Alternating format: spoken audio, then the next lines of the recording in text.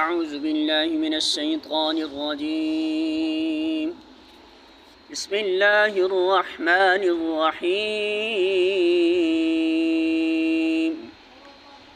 وَإِذَا حُيِّيتُم بِتَحِيَّةٍ فَحَيُّوا بِأَحْسَنَ مِنْهَا أَوْ رُدُّوهَا إِنَّ اللَّهَ كَانَ عَلَى كُلِّ شَيْءٍ حَسِيبًا۔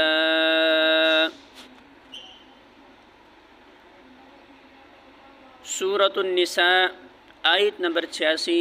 ترجمہ: اور جب کوئی احترام کے ساتھ تمہیں سلام کرے تو اس کو اس سے بہتر طریقہ کے ساتھ جواب دو، یا کم از کم اس طرح اللہ ہر چیز کا حساب لینے والا ہے۔ سورۃ النساء حاشیہ نمبر 114۔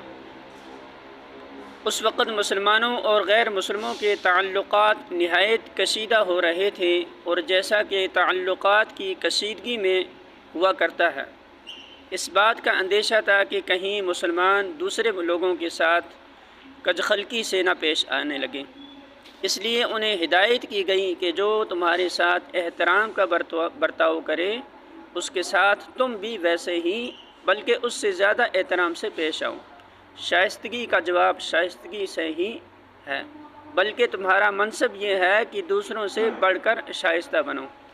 ایک داعی و مبلغ گروہ کے لیے جو دنیا کو راہ راست پر لانے اور مسئلے کے حق کی طرف دعوت دینے کے لیے اٹھا ہو، درشت مزاجی، ترش روی اور تلخ کلامی مناسب نہیں۔